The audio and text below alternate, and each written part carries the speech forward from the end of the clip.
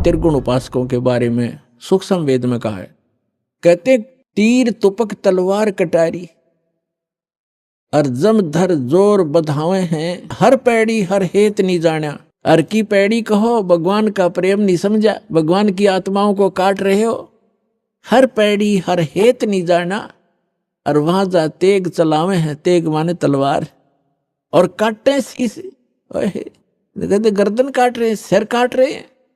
नहीं दिल करुणा, इनके दिल में दया नहीं, और ये जग में साध कवावे हैं। इनको साधु कहते हो, संत कहते हो। और जो जन इनके दर्शन को जावे, जो व्यक्ति इनके मत्था टेकन जावे, या इनको दान करने जाता है, या इनका शिष्टो प्राप्त करता है, उनको भी नरक पठावे, उनको भी नरक भेज देते ये त्रिगुण उपासक। अब आइए श्रीमद् भगवद गीता अध्याय नंबर 7 के मंत्र नंबर 12 से लेकर 15 में। इसमें गीता ज्ञानदाता ये ब्रह्म है, सरपुरुष है, ये कहता है कि ये जिनका ज्ञान त्रिगुणमयी माया, रजगुण ब्रह्मा, सतगुण विष्णु, तमगुण शिव जी, ये क्या कहता है गीता ज्ञानदाता 7वें अध्याय के 12वें श्लोक में कि जो कुछ भी रजोगुण से हो रहा है, यानी रजोगुण से क्या होता है उत्पत्ति, और सतोगुण से सतीथि पालन, जो यहाँ हम एक दूसरे में मोह ममता से जकड़े बैठे हैं, और तमोगुण से संहार। कहते ये उत्पत्ति, सतीथि और जो संहार, जो कुछ भी इन तीनों गुणों से हो रहा है, रजगुण ब्रह्मा सतगुण विष्णु से, इसका निमित्त कारण मैं हूं। ये मेरे लिए हो रहा है, क्योंकि इस सरपुरुष ने 1 लाख मानव शरीरधारी प्राणियों का नित आहार करने का एक श्राप लगा हुआ है। उसके कारण आप जी को यहाँ रोका हुआ है। जैसे कसाई बकरे पालता है, उनको सब सुविधाएं भी देता है, तो भोले प्राणी वो बकरे समझते हैं हमारा मालिक बड़ा दयालु है, हमारे लिए कितनी सुविधाएं रखता है, चरागाह बना रखा है, तालाब बना रखा है, और साथ में ये शेड डाल रखा है। तो इन सुविधाओं को देखते हैं तो वो लगता है दयालु, और जब उसको आवश्यकता पड़ती है वो नहीं देखता किसका बेटा कट रहा है, किसकी बेटी, हाँक लेता, मोटे मोटे निकाल कर काट देता, अपना उल्लू सीधा करता है। उस समय वो रोते हैं, भागते फिरते हैं, कर्राट मच जाता है, उनमें हाहाकार मच जाती है। तो उसमें भूल जाते हैं वो दयालु कहाँ गया, तुम्हारे बच्चों को निकाल ले गया, माँ को, किसी की बाप को, किसी के बेटे को। यही सतीथि परमात्मा कबीर जी ने बताई है कि तुम काल के लोक में रह रहे हो। इस कसाई ने 1 लाख मानव शरीरधारी प्राणी जीव डेली खाने हैं, और जिस कारण से आपको सब सुविधाएं जो प्राप्त हैं, इनको देखकर आप सोचते हो कि बड़ा दयालु भगवान है, सारी सुविधाएं दे रखी है। और उस समय कहाँ गई वो दयालुता, जब तुम्हारे परिवार का परिवार नाश हो जाता है, कोई प्यारे से प्यारा बेटा मर जाता है, कोई बेटी मर जाती है, माँ बाप मर जाते हैं। उस समय हमें वो बुद्धि हमारे अंदर नहीं थी, क्योंकि परमात्मा ने स्वयं आकर के वो ज्ञान दिया। तो अब हमारी बुद्धि का विकास हुआ, और ये विश्वास हुआ कि सचमुच ये लोग ठीक नहीं है। अब गीता अध्याय नंबर 7 के श्लोक 12 से लेकर 15 का सारांश है कि त्रिगुणमयी माया के द्वारा रजगुण ब्रह्मा सतगुण विष्णु तमगुण शिव जी से प्राप्त ये अक्षणिक सुविधाएं, अस्थायी सुविधाओं को प्राप्त करके, और जो और ज्ञान सुनने को तैयार नहीं है, राक्षस स्वभाव को धारण किए हुए, इनका ज्ञान हरा जा चुका, जो इनसे ऊपर कोई बात सुनने को तैयार नहीं है, ब्रह्मा विष्णु महेश जी से ऊपर राक्षस स्वभाव को धारण किए हुए मनुष्यों में नीच दूषित कर्म करने वाले मूर्ख, ये मुझे भी नहीं बचते। गीता ज्ञानदाता कहता मेरी भक्ति भी ना करते, इनसे अच्छा तो कुछ लाभ मैं ही दे दूं। अब ये गीता ज्ञानदाता जो श्री कृष्ण नहीं है, श्री कृष्ण में बोल रहा, ये सरपुरुष है, ये ब्रह्म है। ये कहता है कि मेरी भक्ति 4 प्रकार के व्यक्ति करते हैं। एक अर्थार्थी, आर्थ, जिज्ञासु और ज्ञानी। अर्थार्थी तो वो होते हैं जो केवल धन प्राप्ति, धन लाभ के लिए ही कोई जंतर मंत्र जो अनुष्ठान करते हैं, वो वेद मंत्रों से ही करते हैं। वो कोई अन्य किसी कविता या किसी के लेख का सहयोग नहीं लेते, पुराण पुराणों को नहीं लेते, और ना ही वो ये जाप करते जय गणेश देवा, ये आरती नहीं करते। वो केवल वेद मंत्रों से अनुष्ठान करते हैं। वो करते हैं धन लाभ के लिए, घना धनी बन जाऊं, कोई सिद्धि प्राप्त कर लूं। और दूसरे बताए आर्थ। आर्थ का अर्थ होता है जो संकट में हो जो व्यक्ति, वो आर्थ होता है, दुखी। तो वो दुख निवारण के लिए भी ब्रह्म साधक वेद मंत्रों का ही को आधार मानकर उन्हीं से अनुष्ठान किया करते हैं। और तीसरे जिज्ञासु, जिज्ञासु वो होते हैं परमात्मा प्राप्ति के लिए घर से निकलते हैं, संतों की खोज करते हैं, उनसे ज्ञान प्राप्त करते हैं, उनसे प्राप्त ज्ञान से स्वयं वक्ता बन जाते हैं और वो अपना जीवन नाश कर जाते हैं, वाह वाह के पात्र बन जाते हैं, कथाएं अच्छी याद कर लेते हैं। जनता ये सोचती है बड़ा विद्वान है और ना अपना जीवन कल्याण है और दूसरों का भी नहीं कर पाते, क्योंकि उनके पास वास्तविक मंत्र नहीं। फिर क्या बताते हैं, चौथे नंबर के जो ज्ञानी हैं, वो ज्ञानी कौन है? ज्ञानी की परिभाषा इस प्रकार है कि जिसको ये ज्ञान हो गया कि मानव शरीर केवल परमात्मा प्राप्ति सत साधना करके ये मोक्ष प्राप्त करना इसका उद्देश्य है और कुछ नहीं है। बाकी जो संतानों उत्पत्ति है या कोई परवरिश के लिए कार्य है, ये तो हमारी यहाँ मजबूरी है, ये तो होना है और करना भी है। लेकिन ये जरूरी है कि यदि मनुष्य जीवन प्राप्त करके मोक्ष नहीं हुआ तो यूजलेस है मानव शरीर। परमात्मा भी अपनी वाणी में, सच्चिदानंद घन ब्रह्म कबीर वाणी में कहते हैं कि मानुष जन्म पाए के जो नहीं रटे हरि नाम, और जैसे कुआ जल बिना फिर बनवाया क्या काम। तो जिनको ये पता चल गया, जैसे परमात्मा कहते हैं मनुष्य जीवन पा करके जो भक्ति नहीं करते, कहते हैं राम रटत कोढ़ी भलो, चू चू पड़े दो चाम, और सुंदर दे किस काम की, जा मुख ना ही नाम। और यहां तक कहा कि जीव व्याते वाह बली, जो रटे हरि नाम, और नहीं तो काट के फेंक दियो यो मुख में भलो नीचा। फिर कहते हैं राम रटत दारिद्र भला, दारिद्र माने रंक, गरीब, निर्धन। राम रटत दारिद्र भला, टूटी घर की छान, और सुंदर मैल किस काम के, जा भक्ति नहीं भगवान। तो परमात्मा ने इतना महत्व दिया। इसी प्रकार सब सदग्रंथों में ये प्रमाण है कि मनुष्य जीवन परमात्मा प्राप्ति मोक्ष कराने के लिए, शुभ कर्म करने के लिए ही प्राप्त होता है। तो ज्ञानी आत्मा को ये विश्वास हो जाता है कि ये आन उपासना, देवी देवताओं की पूजा, ब्रह्मा विष्णु महेश तक की पूजा, या श्राद्ध आदि निकालना, या कोई और उपासना जो हम करते हैं, तीर्थ आदि की उपासना, ये मोक्षदायक नहीं है। उनको ये पता है कि पूर्ण परमात्मा की भक्ति से पूर्ण मोक्ष होता है और उसकी भक्ति से ही लाभ होता है। अब वो क्या करते हैं, जैसे गीता ज्ञानदाता कहता है कि ये चौथा जो ज्ञानी है वो मुझे प्रिय है और उसको मैं प्रिय हूं, क्योंकि वो मुझे इसलिए प्रिय है कि वो ब्रह्मा विष्णु महेश की पूजा छोड़कर ब्रह्म साधना पर लग गया है, उनसे कुछ अच्छा लाभ मिलेगा उसको। और फिर क्या बताता है कि ये ज्ञानी आत्मा है तो उदार, लेकिन इनको तत्वदर्शी संत ना मिलने से, चौथे अध्याय के जो 32 और 34 में जिसका विवरण दिया है, वो तत्वदर्शी संत ना मिलने के कारण ये आप निष्कर्ष निकाल के और वेदों को पढ़ के इन्होंने ओम मंत्र जो ब्रह्म का है, इसको पूर्ण ब्रह्म का, पूर्ण परमात्मा का मान लिया। ओम नाम का जाप वेदों से और हठ योग ब्रह्मा जी से, क्योंकि श्रीमद देवी भागवत यानी देवी पुराण में 30वें स्कंद में ब्रह्मा विष्णु महेश की उत्पत्ति कथा लिखी है। ब्रह्मा जी बताते हैं अपने पुत्र नारद को कि पुत्र, जब मेरी उत्पत्ति हुई मैं कमल के फूल पर बैठा था और मुझे नहीं मालूम मेरा उत्पत्ति करता कौन है। फिर मैं बैठा था तो मैंने देखा जल ही जल दिखाई देता, कोई पृथ्वी नहीं। आकाशवाणी हुई कि तप करो तप करो। मैंने 1000 वर्ष तक तप किया। फिर 1000 वर्ष के तप करने के पश्चात कहा कि अब सृष्टि करो, यानी 1000 वर्ष तप करके उसमें बैटरी चार्ज कर दी, सिद्धि आ गई, वो इन्वर्टर चार्ज हो गया ब्रह्मा का, और उससे फिर आगे उस उत्पत्ति शुरू कर दी। फिर जो डिस्चार्ज हो जाए उसकी शक्ति खत्म हो जाती है तो फिर उसको मृत्यु हो जाती है, डाल दिया जाता है नरक में। तो यहाँ जो ब्रह्मा जी ने, ये आकाशवाणी तो थी ब्रह्म की और इसने मान ली पूर्ण परमात्मा की, क्योंकि वो गुप्त रहता है, सामने आता नहीं, ये काल भगवान ब्रह्म, इसने आकाशवाणी कर दी तप करो तप करो। ये वेद में नहीं है, वेद तो ब्रह्मा जी को बाद में प्राप्त हुए हैं और ये पहले उसको आकाशवाणी कर दी।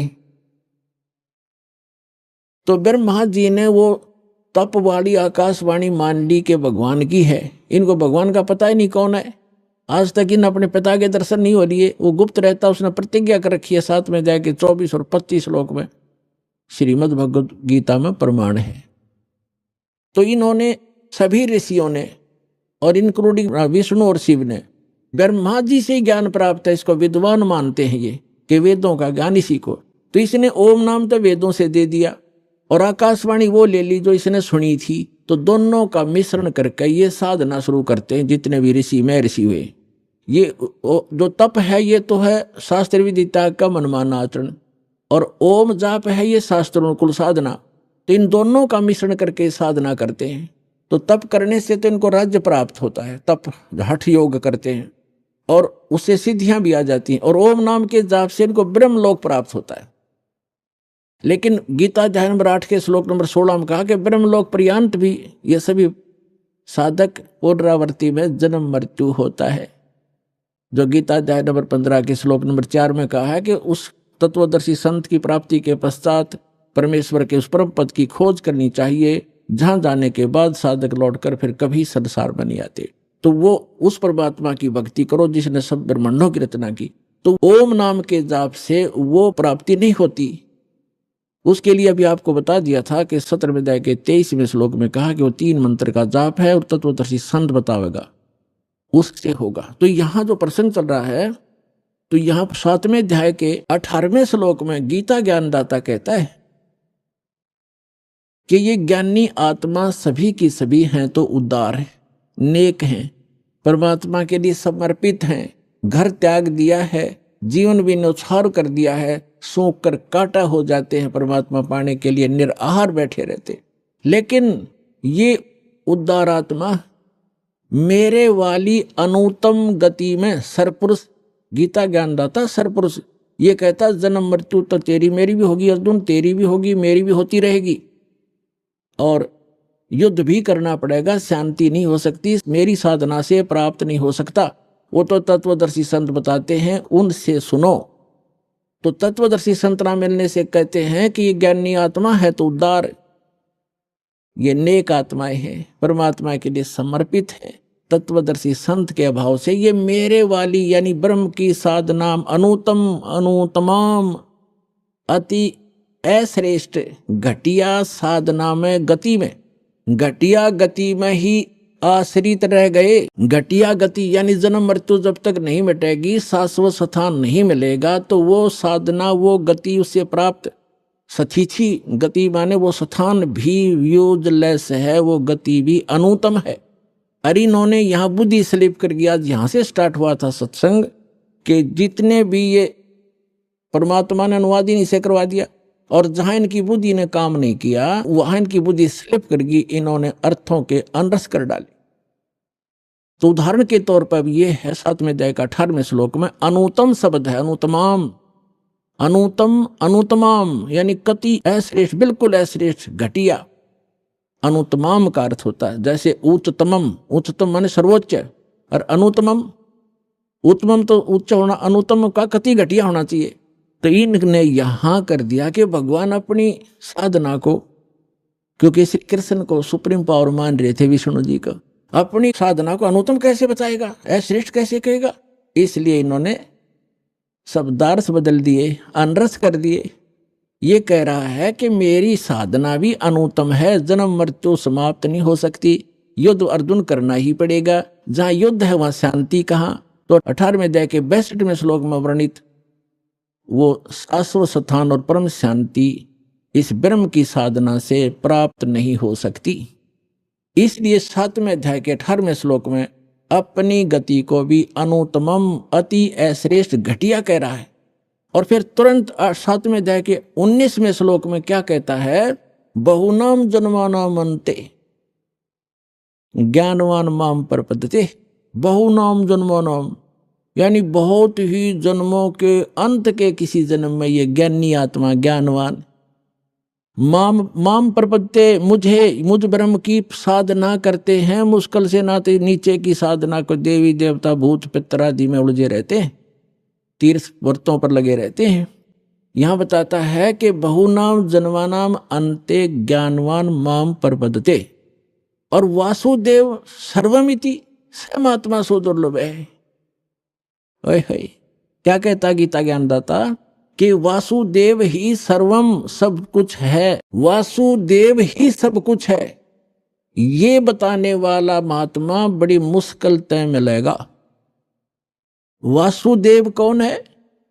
वासुदेव का अर्थ क्या है? सर्वव्यापी और सर्व समर्थ, जिसका सबके ऊपर अधिपत्य हो, वो उसको वासुदेव कहते हैं। श्री कृष्ण वासुदेव नहीं थे, वो तो वासुदेव के पुत्र थे, उसके पिता का नाम था वासुदेव। जैसे कोई अपने पुत्र का नाम विष्णु रख ले, क्या वो त्रिलोकीनाथ हो जाएगा? तो वो वासुदेव का पुत्र था। श्री कृष्ण वासुदेव नहीं थे। वो कह ले वे सब कहने लगे उसको वासुदेव, वो वासुदेव नहीं थे। वासुदेव का अर्थ है वेदों में जो सर्वश्रेष्ठा, सर्व उत्पादक और जिसका सबके ऊपर अधिपत्य, कंट्रोल है, सबका शासक, यानी पूरे विश्व में जिसका वास है, जिसके अधिकार में सभी आते हैं, स वासुदेव, वो है वासुदेव। अब अभी आपको प्रारंभ में बताया था, सत्संग के प्रारंभ में, कि जो सरपुरुष है, जो गीता ज्ञान बोल रहा है, यहां पर बता रहा 7वें अध्याय के 18वें और 19वें श्लोक में, वो है सरपुरुष और वो 21 ब्रह्मांड का स्वामी है। गीता अध्याय नंबर 15 के श्लोक नंबर 16 और 17 में 3 पुरुष हैं, सरपुरुष, अक्षर पुरुष, और वो तीसरा जो 8वें अध्याय के 3रे श्लोक में परम अक्षर ब्रह्म बताया है। 15वें अध्याय के गीता जी के 17वें श्लोक में उस परम अक्षर ब्रह्म की तरफ संकेत है कि उत्तम पुरुष है तू अन्य परमात्मा इति उदाहरत है, यह लोक तरम आविष्यवृत्ति अवैश्वर है। तो यहाँ तो प्रसंग चल रहा है कि ये जो सरपुरुष है ये 21 ब्रह्मांड का स्वामी है, अक्षर पुरुष 7 संग ब्रह्मांड का स्वामी है, इतना ही प्रभु है, स्वामी है, वासुदेव नहीं है, सबके ऊपर मालिक नहीं है, सब पर इसका वास नहीं है। और तीसरा जो परम अक्षर ब्रह्म है वो है वासुदेव, वो ओवरऑल कंट्रोल, असंग ब्रह्मांड का स्वामी, अनंत कोट ब्रह्मांड का एक रति नहीं भारे, सतगुरु पुरुष कबीर हैं ये कुल के सिरजनहारे। हम सुल्तानी नानक तारे दादू को उपदेश दिया, जात जुलाहा भेद न पाया वो काशी माहे कबीर हुआ। तो वो वासुदेव है। अब यहाँ 7वें अध्याय का 19वें श्लोक का जो सारांश है वो क्या कहता गीता ज्ञानदाता कि बहु नाम जन्मानाम अन्ते, बहुत बहुत जन्मों के किसी अंत के जन्म में ज्ञानवान ज्ञानी आत्मा माम प्रपदते, मेरी भक्ति करते हैं, मेरी पूजा करते हैं। और वासुदेव सर्वमिति, स महात्मा सुदुर्लभ है। यहां भी अनरस कर रखा है इन्होंने अनुवाद के अंदर कि श्री कृष्ण कह रहा है कि मुझे, मैं वासुदेव हूं और मुझे जो जानता है वो बड़ा मुश्किल से मिला। कृष्ण का सबने ने पता, बालक बालक ने पता इसका। तो कहने का भाव ये है कि वो ये कह रहा है कि जो ये बतावेगा संत के वासुदेव ही सर्वम, यही पूर्ण परमात्मा है, यही पूर्ण मोक्षदायक है, इसी की साधना से शाश्वत स्थान प्राप्त होगा और ये पाप नाशक है, ये सब ब्रह्मांडों का कुल का मालिक है, ये बताने वाला महात्मा बड़ी मुश्किल तय मिलेगा। ओए होए, इस पे थोड़ा सा उदाहरण देते हैं। जैसे परमात्मा का विधान है, वेदों में वर्णित है। ऋग्वेद मंडल नंबर 9 सूक्त 82 मंत्र 1, 2, 3 में, ऋग्वेद मंडल नंबर 9 सूक्त 86 मंत्र 26 और 27 में, ऋग्वेद मंडल नंबर 9 सूक्त 54 मंत्र 3 में, ऋग्वेद मंडल नंबर 9 सूक्त 20 मंत्र 1 में, ऋग्वेद मंडल नंबर 9 सूक्त 1 मंत्र 8, 9 में, ऋग्वेद मंडल नंबर 9 सूक्त 94 के मंत्र 1 में, ऋग्वेद मंडल नंबर 9 सूक्त 95 के मंत्र 2 में, ऋग्वेद मंडल नंबर 9 सूक्त 96 के मंत्र 16 से लेकर 20 में, और अनेक स्थानों पर यह प्रमाण है कि वो परमात्मा ऊपर रहता है, परम अक्षर ब्रह्म, और वहां से गति करके आता है, अच्छी आत्माओं को मिलता है, उनको तत्व ज्ञान से परिचित कराता है, वो कवियों की तरह आचरण करता है और अपनी अमृतवाणी को लोकोक्तियों के माध्यम से, दोहों के माध्यम से, शब्दावलियों के माध्यम से वर्णित करता है। वो सच्चिदानंद घन ब्रह्म की वाणी होती है। तो वो किन महात्माओं को मिला? आदरणीय धर्मदास साहिब जी को, आदरणीय मलुकदास साहिब जी को, आदरणीय नानक साहिब जी को, आदरणीय दादू साहिब जी को, आदरणीय गरीबदास साहिब जी गांव छुरानी जिला दद्दर वाले को, आदरणीय गीसा साहिब जी गांव खेखड़ा जिला मेरठ उत्तर प्रदेश वाले को, और आदरणीय स्वामी रामानंद जी काशी वाले को। ये तो महापुरुष दास के नॉलेज में है, जिनको भगवान सीधे मिले, तो अपने नियमानुसार, अपनी लीला अनुसार मिलते, ऐसे मिले।